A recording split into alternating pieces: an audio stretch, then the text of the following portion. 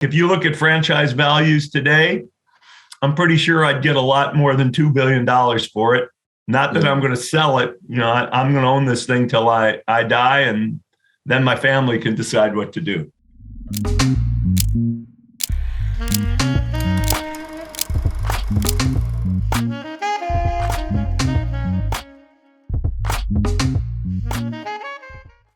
All right, we have a special guest on here today.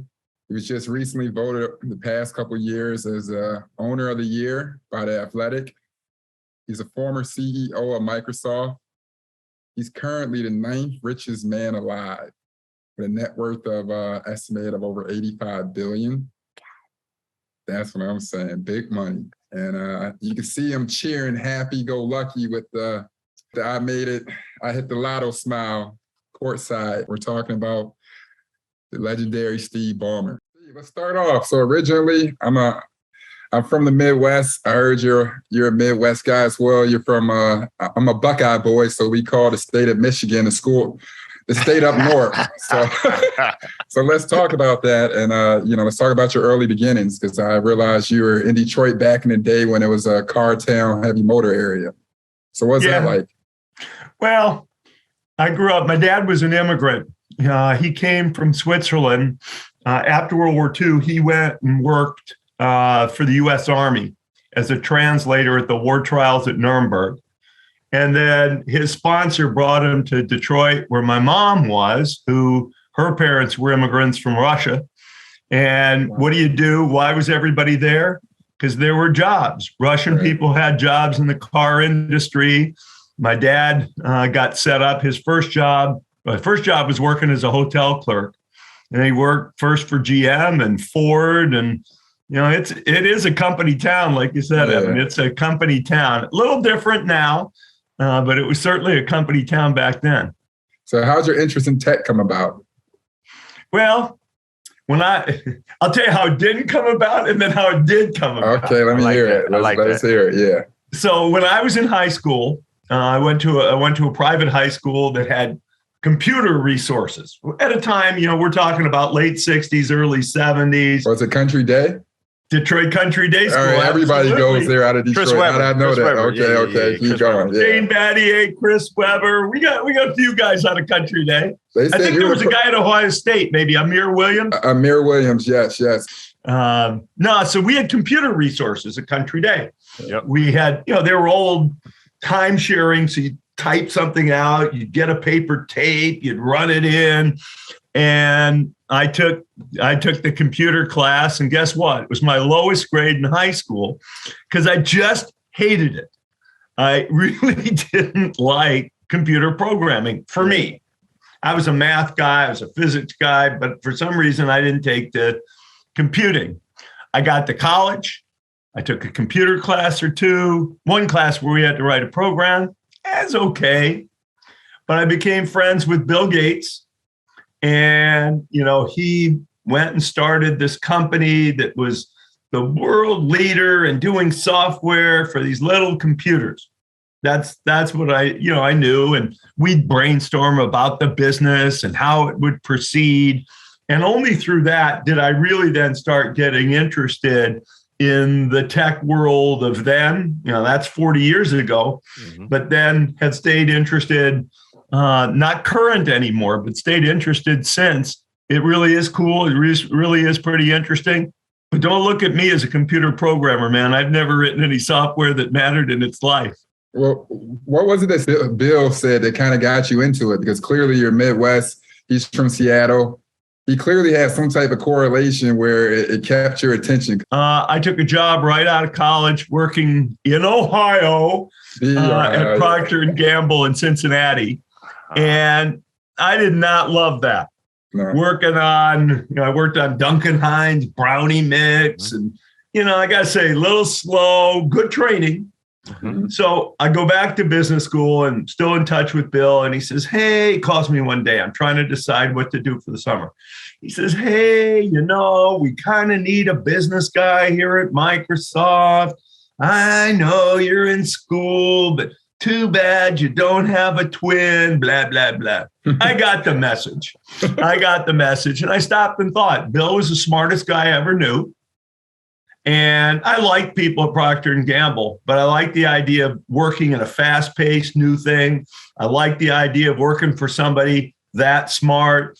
I like the idea of, kind of being one of the guys, because I basically went in next in line past the two founders, Bill Gates and Paul Allen, and all of that. It was 30 people. Company was 30 people. I went to my parents.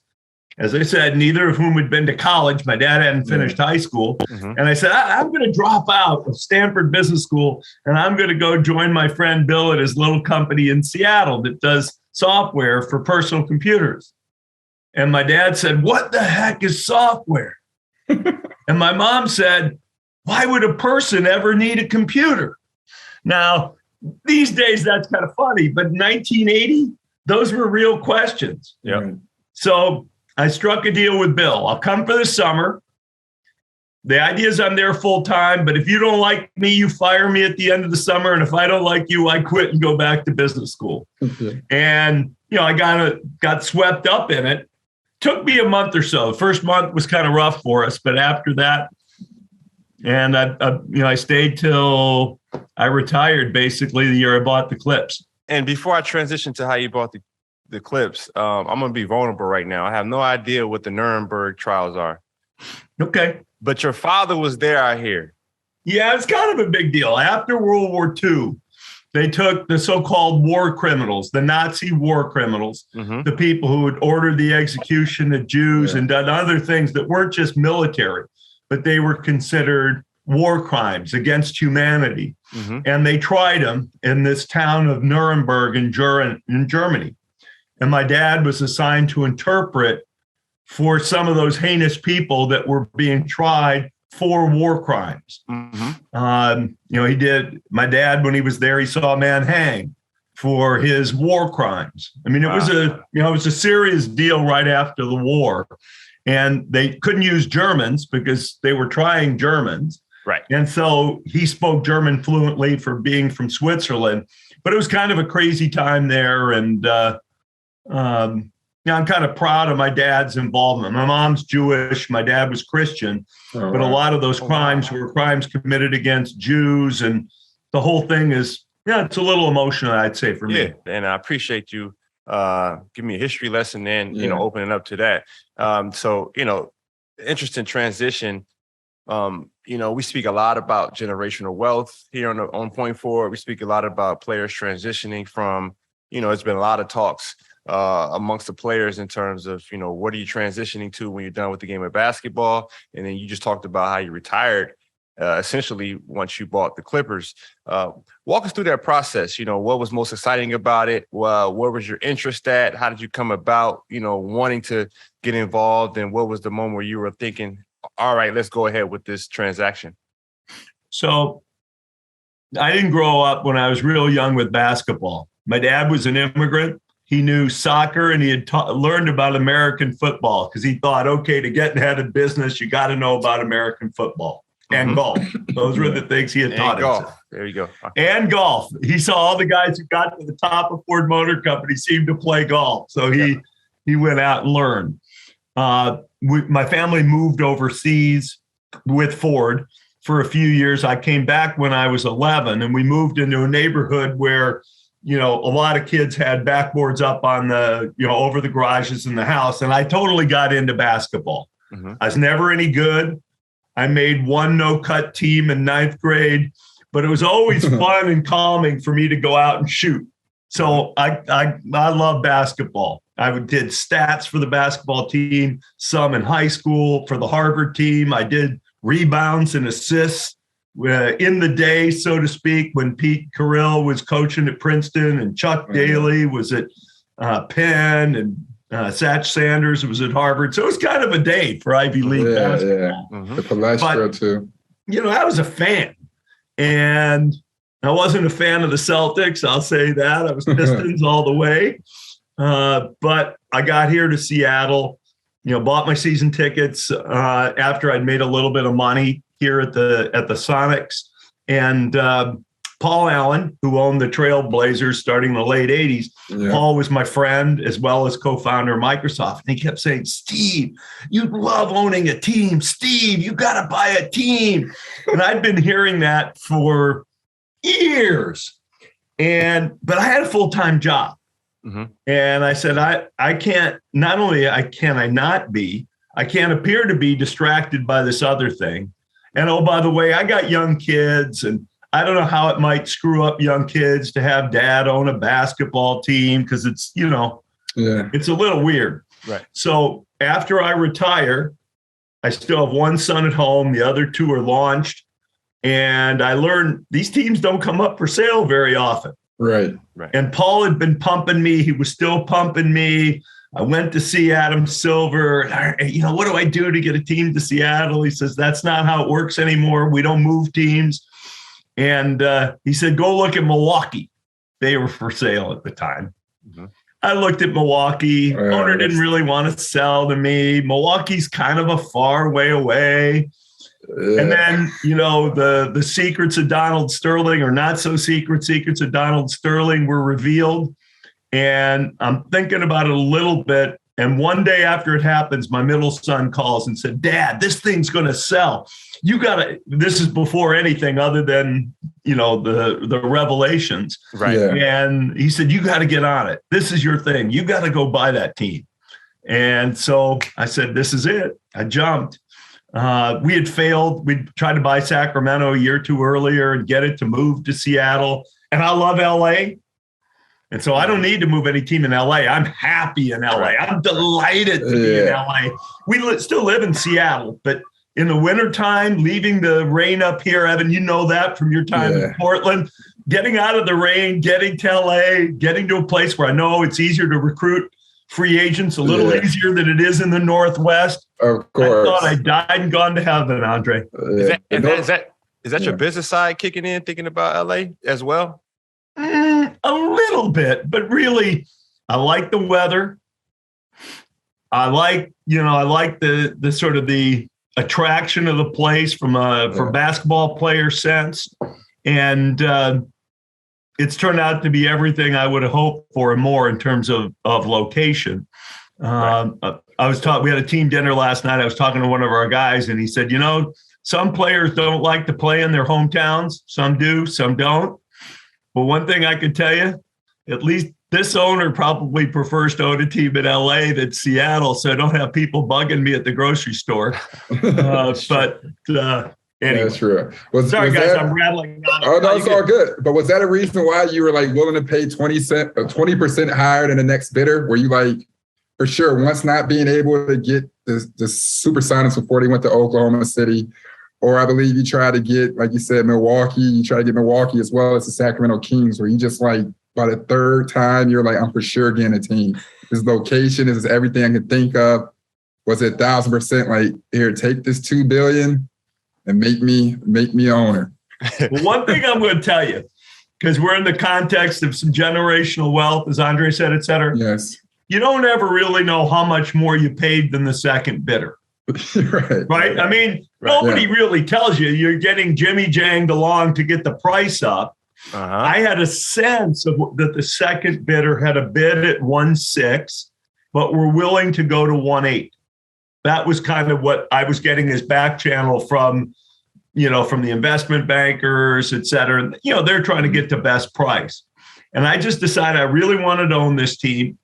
Maybe the bid would be 1.8 or 1.6. So as you said, I would have been someplace between 10 and 20% over.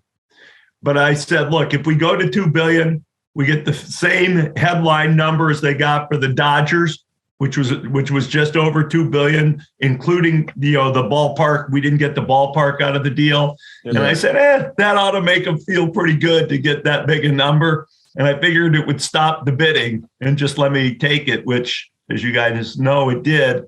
And look, if you look at franchise values today, I'm pretty sure I'd get a lot more than $2 billion for it. Not that I'm going to sell it. I'm going to own this thing till I die, and then my family can decide what to do.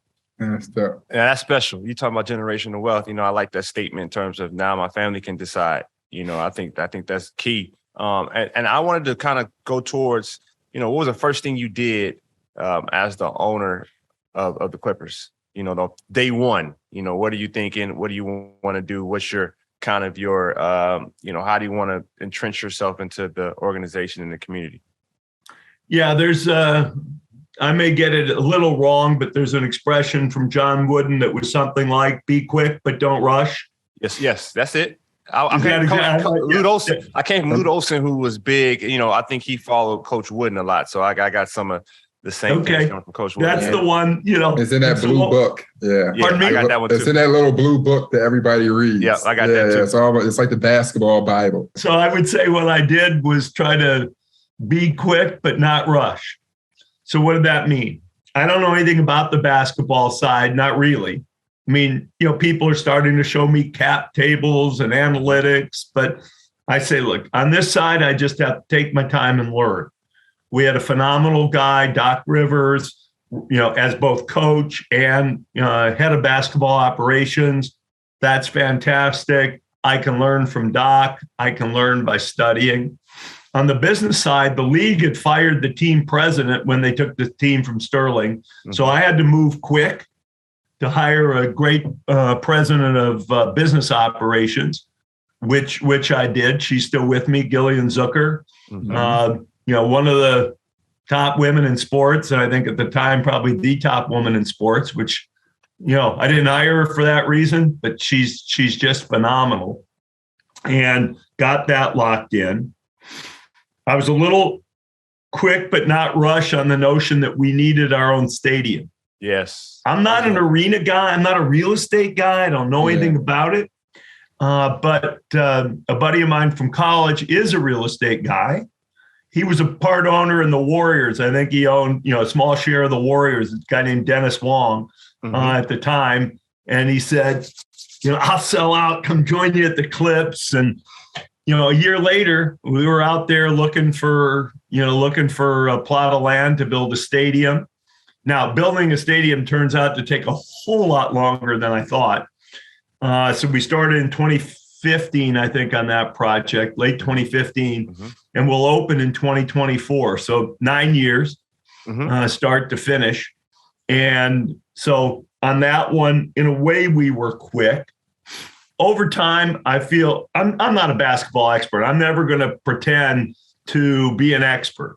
I tell our guys all I could do is see patterns. I can listen what they say, and I can echo back what our basketball people say to me and say, whoa, come on, you told me that before. I have pretty good memory. Yes, sir. And, I can watch and look at patterns and just ask questions. That's my job. And eventually it made sense for us to change trajectory.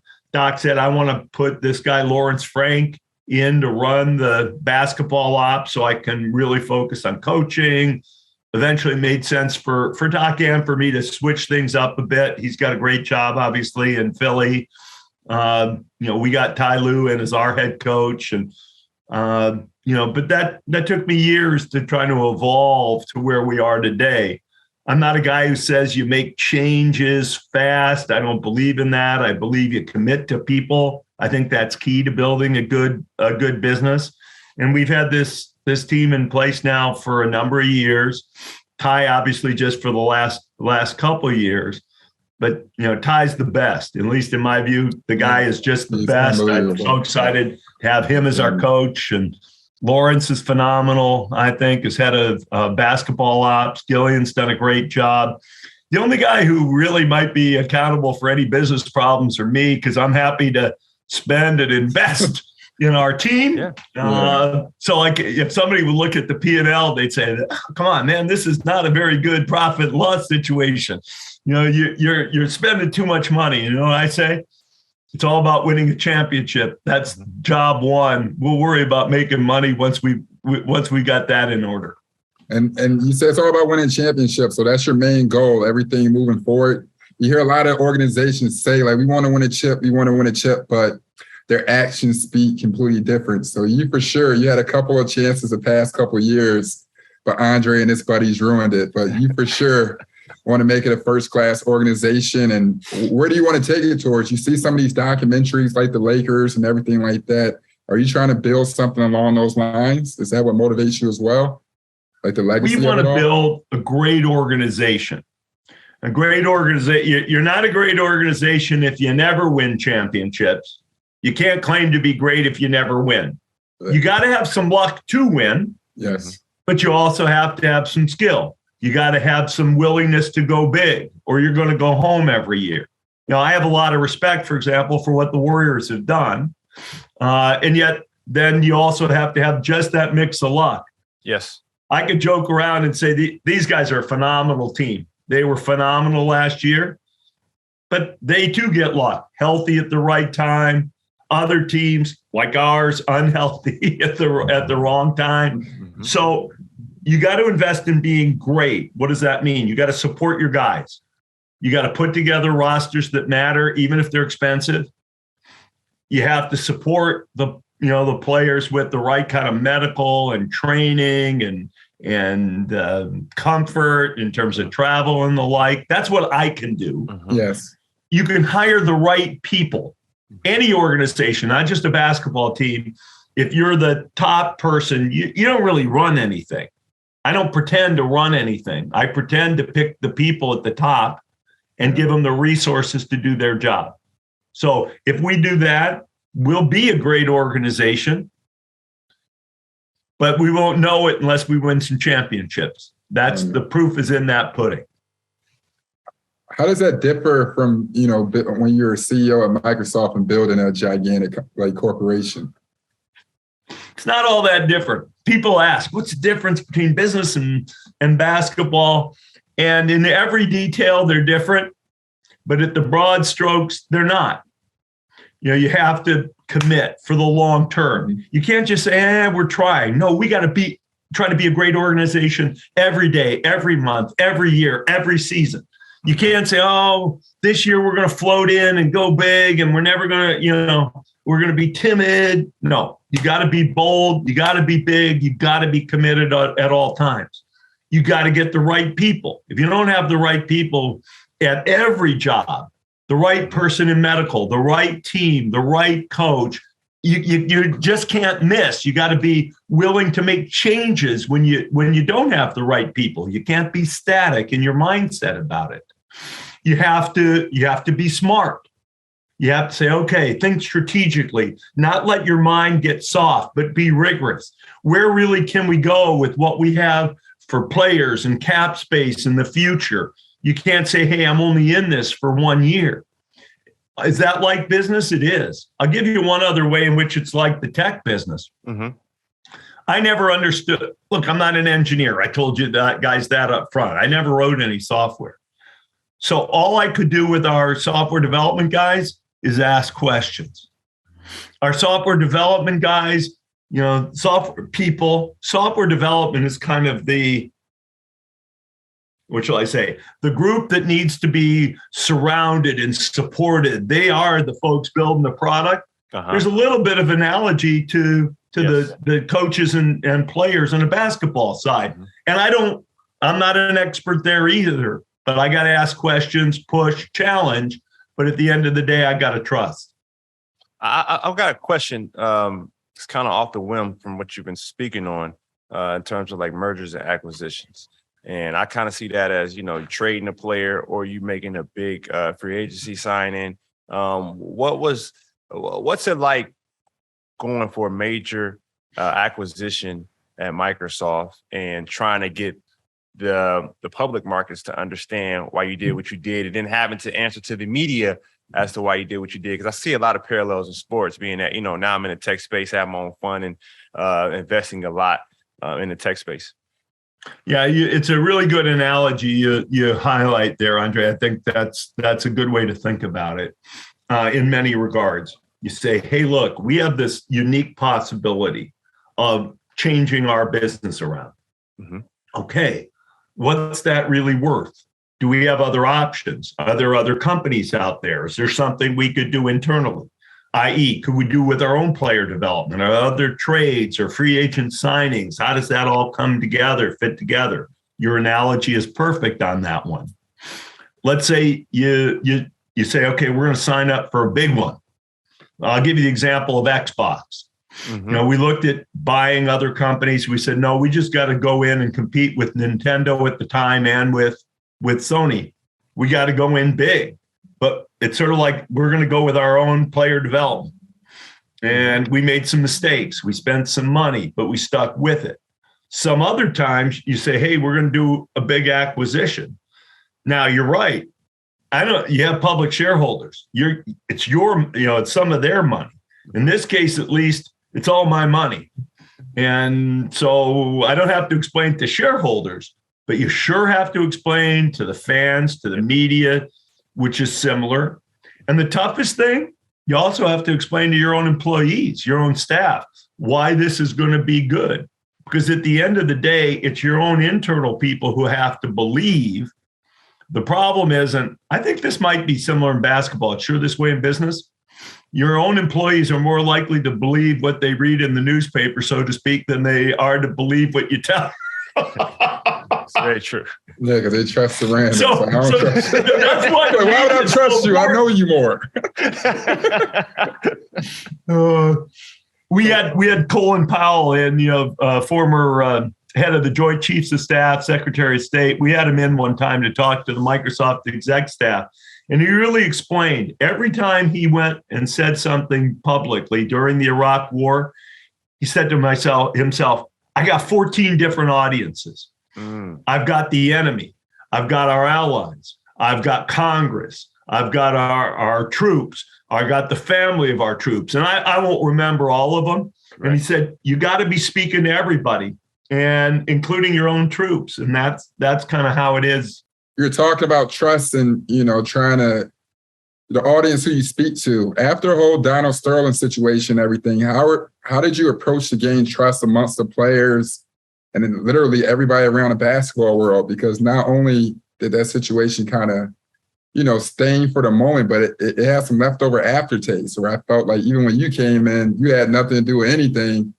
And people are still kind of, I'm sure, giving you eyes both ways and like, how are you going to fix this? And like you said, be quick and everything, but you have to fix it fast. So how did you get people to trust and stay on top? Like you guys competed damn near every year for a championship, Well, I think number one, let's acknowledge that I had a low bar to climb over.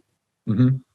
I mean, I appreciate that. Being, quote, better than Sterling, probably not the hardest thing in the planet. And so I highlight that because it was an important transition. But as long as I was stable, steady, consistent, what I would call a good human being, to contrast from Sterling, if I was all the things that I needed to be, and I supported the guys who were there. I supported the guys who were there during the Sterling side, whether it's players, coaches. I acknowledged that people had done right to express themselves. I won't call any of this, sort of very clever. It's just doing the basics. And, I would say that first year or two, that's probably what it was. After that, then you're shaking the stigma, not so much even trying to prove myself, but then you got to, it's taken a long time for that Sterling saga to go away in terms of how people think about the Clippers every day. Yeah. I think it is mostly now in the past. It doesn't mean people forget, but it's not right there at the front of the brain all the time. We thought about changing the name of the team, and that was a serious consideration. Say, hey, maybe we need to reboot altogether, so to speak. And, our fans didn't want that. When we do our little surveys, that would not have been considered fan friendly. Right. Sometimes they say all PR is good PR. I don't know if that's true, but the Clippers got to be a much better known name as a result of this Sterling thing. Yeah. So we decided to sit pat. We switched the logo. We did some kinds of changes, mostly cosmetic. And then I said to myself, the only way really people acknowledge it is you just build the best organization you can. You show, whether it's players or coaches, that this is a good place to work. People come to appreciate that, I hope. and then you go win a championship, and people forget that history, I think, pretty fast. But that's kind of how we took it on. Well, how does the league ensure, because obviously it took you a while to become an owner, have you ever thought of ways the league ensures the right people are taking leadership and the right owners are in charge? Because that's like a domino effect, because if you have the right type of person that cares about everybody, then that helps with the philanthropy cases and so on and so forth, where you build a better organization that takes care of what you say from the start to players. Yeah, obviously the league has veto rights over any potential owner. Yeah. They do background checks, and you can't reject somebody capriciously. On the other hand, if there's sort of red flag, you can reject somebody. Now, it's harder to reject. If the person's not a good person, you reject them, but it is always hard to reject the highest bid.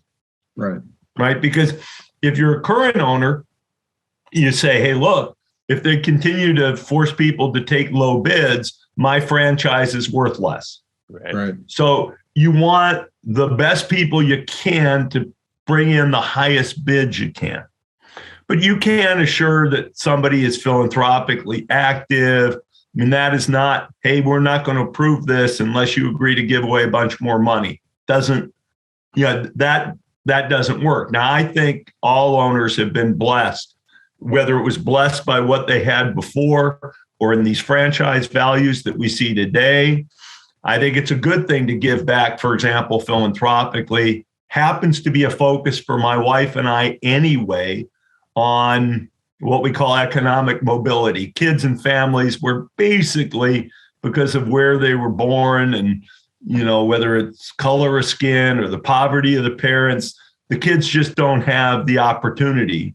And so we say, hey, how do we make a difference in kids' lives philanthropically? But I wouldn't want to force that on another owner. I would just hope for it, if you will. Yeah. And so we have a segment called Guns and Butter. And most people think about it, they think about it from a macroeconomic principle. But our segment is from the movie Baby Boy. And we talk a lot about how culture and African-American culture has entrenched itself into the sports world and how everyone's been, there's community behind it. There's a lot of, wealth creation behind it, but that we don't participate in it as much. But what Ving Rhames was basically saying, there's the assets and there's the liabilities. And so it's more micro decisions that come from, how our life pans out. And so with that being said, for you, can you recall any decisions that you made, which though at the time seemed, minor or even forgettable, they've proven to be very pivotal to you? Yeah, I'll give you a couple. I was in the public school in my neighborhood in 8th grade. My dad had gotten sent overseas. We were back, and I'm sitting there in band, and the PA system, they used to put out the announcements, maybe still do, over the PA system in the high school or in the middle school. And they say, hey, there's a scholarship test being given at this fancy private school, Detroit Country Day. Sign up if you want to take the scholarship test. So I went home and said to my mom, I'd like to do this. She said, well, you better get a scholarship because we can't afford it if you don't get a scholarship. I like that. So I sign up for the test, do well in my interviews, get a scholarship. That really did change my life. Mm-hmm. I mean, my parents didn't go to college, but they pushed going to college. I was fortunate that they had that lens, but then I was given this kind of, random opportunity, gift from the gods, if you will. And I was lucky and I seized it. And that's where I really was able to get into math and, the kinds of things that let me go to Harvard. At Harvard, I met Bill Gates. That created the opportunity to work with Paul and Bill and build Microsoft. So a little good fortune, but it comes out of putting yourself in these opportunities. Right. And, I had them. I know it. Not everybody even has that kind of opportunity, but when they're there, you got to be able to listen and read them. And, probably a little easier, certainly a little easier for me than for some folks, but I think it's really, really part of it. The other part of it is just, helping people get into those positions. Right. People being able to be ready for kindergarten, to be able to read well by third grade, people to have things to do after school so that they don't get involved in knuckleheaded after school activities, or, there's just a variety of things that are important that my wife and I see. I'll give you a good one. An African-American boy who's had at least one African-American male teacher does statistically better in life than if you didn't. So my wife and I are investing in scholarships and support to get African-American males into teaching, because we think that if that can help, because boys struggle, white, black, Latino, boys definitely, struggle more than girls. They do better. 100%. And, how do you give some opportunities? Yeah, I was supposed to be a math teacher. That happened because my pre-calculus teacher, Miss White, who told me there aren't many African-American male teachers, and there's a shortage. And so I had no idea I was going to NBA. And so I was just, fortunate to go to college, and education was going to be my major before it changed to basketball. But that was for that specific reason. So I appreciate you, sharing that. You wouldn't have been afford to live. Don't nobody know where I live at, bro. No, my fault. I'm just saying, shit, that's a crazy. How you gonna invite a kid to take that job? Like, hey, you wanna? You got a point. That's part of the problem. People, I'm just saying, gotta want to be teachers like Andre. If my kid came home and was like, I want to be a teacher, I'm going up to that school and be like, hey, bro, until you get the pay you deserve, don't tell my kid none of that. Okay, I'm gonna pounce on that one a little bit. I want to hear it. Talk to me. Tell me. I want to know. Yeah. I'm not going to say teachers get paid enough. I'm not going to say that. Okay. But teachers do get paid okay relative to a lot of other people. Okay, I wouldn't know. I just hear in the United States, the middle wage is about $38,000 a year. Mm-hmm. A teacher gets paid on average in the US about $65,000, and the teacher has better retirement benefits, much better than ever. I mean, if you look at retirement benefits for teachers, they would be much better than they would for anybody from Microsoft, even though Microsoft employee would make more than a teacher and have to save. So I'm not arguing that teacher is a super well-paid job, but it is a lot better paid job than most people in America get. And that's not what I'm willing for your kids or anybody else. I'm just trying to say teaching's a good profession, and relative to a lot of jobs, it pays all right. That's my what shall I say, pitch. We need more good people going into teaching, so I'm selling. Yeah. And you get summers and Christmas off. So what else could matter more? You know what I mean? I got to tell you guys, you may not know this being NBA players, but the rest of the world gets Christmas off. It's just NBA players and coaches. Especially the good teams. No, and also too. I'm not going to get into the fact that I think the Clips should be playing on Christmas this year, but we had a segment about who should be playing on Christmas, and the Clippers was a team we thought should maybe. I'll talk to Adam and see if Point Forward can set the Christmas schedule. Yeah, that'd be worth it. My wife's okay with it though this year. She likes the idea of doing something other than basketball at Christmas. One thing that hurt my feelings when I first hit the league for Christmas was I thought we got holiday bonuses, and he did, and I literally was like, bruh.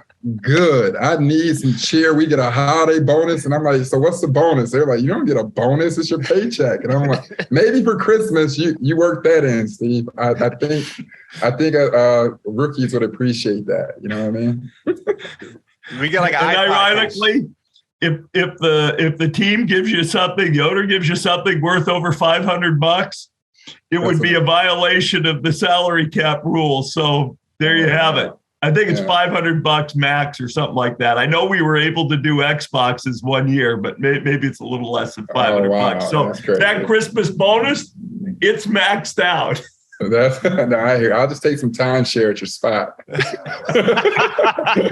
No, but going back to what you're saying about being a teacher and, the salary and, everyone has dreams of what? everyone wants to be super successful. Everyone wants to be the CEO. Everyone wants to lead a publicly traded company, want to be in the media spotlight every single day. Not understanding what we go through, the downsides. You went through it a lot being the CEO of Microsoft. What's right, what's wrong. And most of the time it's what's wrong. It's never what you're doing right. And we all know that from our experience as athletes as well. Financial pressures from families and friends is a big one for us. Time constraints, being in the public eye, and just expectations of more greatness. So with all that, people not seeing that, are there still, pressures, or do you get anxious, or do you still get stressed, or what do you remember from those times? Or now are you relieved from it all? But just talk about what you went through. Yeah, no, I in professional, there's a lot of stress, and it comes from all the kinds of things you were talking about. And if you're a CEO, it comes from the pressure of your own employees. They want to feel positive about their jobs. They want to feel secure economically. They want to feel like they got opportunity, which is something that when you manage a lot of people comes in on top of everything that you talked about that you see as athletes. Now, athletes have a whole bunch more things because you're more recognizable. And especially basketball players are more recognizable. If you wear a helmet all game, you're a little less recognizable than if you're a basketball player. Right. If you think about it. So, you do have those stresses. Now, professionally, I think I dealt with them pretty well. I was able to stay an even keel, see the path forward. I made mistakes. I got a lot of things right. There's a reason why Microsoft went from 30,000 to almost 90,000 people when I was there. Our profits were up over about 30 billion a year from being about $1 million a year. So we did some stuff right. We made some mistakes. I took over as CEO in 2000. We had our biggest growth spurt in those last 14 years, although the company's doubled again since I left in the last 9 years. But there is all those stresses. If you're me and you go to the grocery store or you go to Costco, people recognize you because a lot of people work for you, and you have those issues. Outside of work, I spent time with my kids' activities, but I wasn't always present. I wasn't always being who I wish I had been. And knowing what I know now, maybe I could have dialed that a little differently to be good at both. Yes. I don't have that kind of pressure on me now. Why? I don't actually run anything. I own a business, and that business is run by other people, and I support them, but I'm not in there every day. It's not like I have a 60-hour-a-week job running the clips. I don't. I started a website that publishes government information. I'm not on it full. usafacts.org. I'll sell it to your listeners, but I don't run that every day, so I don't have the stress of that every day. Our philanthropy, I'm a little closer to, but man, it is really hard to evaluate what you're doing philanthropically. So there are stressors. They're a lot different than being a professional athlete or a former CEO. I'm a shareholder in Microsoft. You know what it means to be a shareholder in Microsoft? It's a little bit like the Clippers. When it's game day, all I can do is applaud the company or applaud the players. I'm not in the middle of the arena, so to speak. So yeah, life's changed. Better or worse, I don't know. Different phase of life for me. And I wanted another phase of life. Try out something else. I didn't want to work at Microsoft, till I was 75 and then die. So that was good. I loved it. I really loved building Microsoft. I mean, people say, what'll be your achievement? I think my number one achievement in life was bringing computing available to the masses. Now, I hope we can do something that good through our philanthropy. I hope we can win a championship. But there's nothing quite like saying, hey, look, we made computing available to the world, because I think that was such a powerful contribution to make.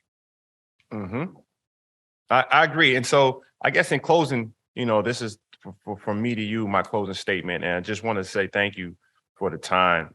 Just hearing you speak from what you experienced and what you've done and the investments you've made in Inglewood. My roommate was from Inglewood, so I understand, the importance of Inglewood, the importance of, you got every,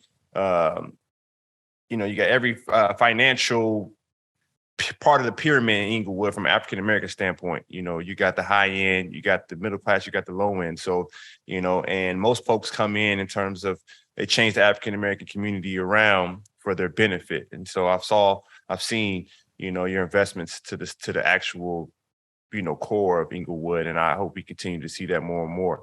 And to expand on that, no person is, an island. All of us are on a stage, and all of us are in this room because of the decisions that we made. We've all been kids, and we've all gone to school. We've gone to college. We're fortunate not to hang out with some folks we shouldn't have been hanging out. And, ET and I have talked about this many a times.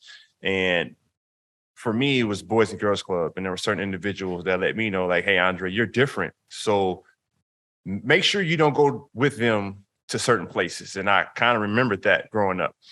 So for you, can you think back to that one person who, meant the most to you, or kind of gave you some tidbits that kind of kept you on the right track, or gave you the proper perspective to be successful in life, and why? Yeah. Can I give you two people real quick, if you're okay with that? Oh, for sure. I'll give you two. The first, I would say, is my dad. My dad was a bit of a wacky guy. I'm not going to say he was an easy man to be with. I love him dearly, but he had an expression he used, which meant, I repeat it, it means nothing and it means everything. He used to say, if you're going to do a job, do a job. And if you're not going to do a job, don't do a job. Like, kid, either be serious or just get out of the way, which to me was a message about being serious. I got that from my dad. All right, I'm going to give you three. From my grandfather. My grandfather was an immigrant from Russia. He had been in the Russian army 9 years as a Jew. They didn't like Jews very much in the Russian army back then. From him, I learned he didn't finish second grade. He grew up in, sort of a house that had dirt floors. I learned from him that you got to be rugged. And he was a great, nice man by the time, I knew him, but he'd gone through the ringer a little bit. And it's something about resilience, which I think applies to everybody, but I saw a little bit of that. But the guy who probably falls more in the category you meant is Mr. Coos, who was my 9th grade math teacher. Mm-hmm. And I told you I'd gotten a scholarship and I was going to this new private school. And I got there, and guess what? I was behind in math. All the other kids in 9th grade were taking Algebra 2. I was taking Algebra 1. And, this happened to me in third grade. Second grade, my new teacher, when I moved to Europe, told me I wasn't very good at math. And so I practiced all summer and I got really good. And they skipped me out of third grade. So now I'm in a new school and I'm behind in math. And Mr. Coos says to me, kind of like you were describing about the people at the Boys and Girls Club, he says, I have faith in you. You can do well in math. How about I help catch you up? We'll do Algebra 1 and Algebra 2, both 9th grade. I did. He said, I think you're pretty good. You got to go to this summer math camp.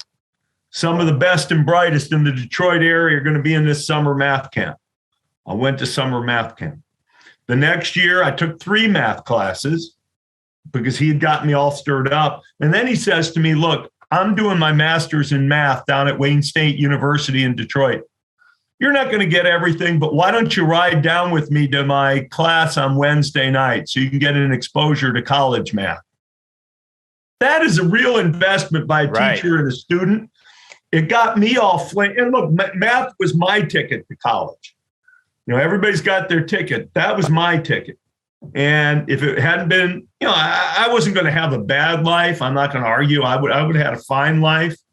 But my life was materially impacted by that 9th grade teacher, Mr. Coos, who, by the way, was out in Seattle summer before this one, and I had a drink with him because I can call him Ted now. He's not Mr. Coos. He's living in, outside Cleveland, Ohio, that Ohio connection again.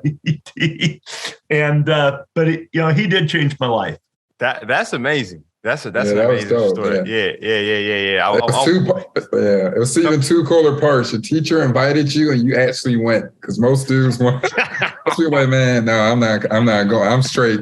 I'll just fail. Well, I didn't have to pass his class. I had to ride down with him, be a little bit confused, and ride back with him. But he spent all that time talking to me too. Yeah. And nurturing me. And like I said, I was going to have a decent life, but he helped accelerate it. I wouldn't be here, I don't think, if it wasn't for Mr. Coos. No, but we talked about this a few times already, time in terms of like the small decisions you make that have a big impact on your life. Like, you decided to take that chance. And I think that's what we're trying to get, not just our youth, but even like some of my young teammates, like, hey, like Kevon Looney went to a Morgan Stanley SAS event with me. You know what I mean? And we're meeting PagerDuty. We're meeting who else is there? GE was there one year. We're meeting all the top up and coming SaaS companies from that world. And his first hour, he's ready to take a nap. Like, I need a nap. It was too much information. But when he left, he just learned how to interact with a different type of businessman. And he's gone on and did internships. He did an internship with Warner Music this summer, and he got to understand how budgets are made for music albums. And he's really into music. So we just got to continue to open up our palettes and explore new things. So I'll give you another example of a guy who's kind of like you and like you described, and that's Bobby Wagner, who was playing for the Seahawks and now plays for the Rams. Mm-hmm. When he was up here, he's networking. He kind of had me mentor him a little bit. The lady who's chief financial officer at Microsoft, he was looking to learn, build that network for his post. And I know he's doing the same thing now that he's down in LA. Mm-hmm. It's impressive to see folks do that. Now, I'm going to make I'm not allowed as an owner to say anything to any player financially, but I'm still going to say one thing. All those investments you might make in SaaS companies, don't go up against Microsoft. Do not go up against Microsoft because I'll be rooting for them all the time. I hear you. So I'm not going to get you in trouble, but anytime I see Microsoft make an acquisition, I'm going to keep a close eye on it. I'm just going to say that. Or if I invest in pre-seed, C, Series A, Series B. So as it goes further and further, companies do really well. Those SaaS companies, I know where to call if there's any value on both sides in terms of merger or acquisition. Let's just keep it at that. And by the time that happens, I'll be long gone away because these investments, they're 7 to 10 year tracks on average. So we'll leave it at that. Keep us all safe from the NBA and its collective bargaining agreement. But thank you so much, man. Appreciate the time. I know you're super busy. Best of luck with Microsoft. Best of luck with the Clippers this year, unless they're playing the Warriors. And once again, thanks for the time. Well, thanks, guys. I appreciate the opportunity. I also think you guys have one of the most clever podcast names of all time. I love it. And really delighted that you guys both had me on here. Pleasure. Appreciate you, Steve. Yep. Take care.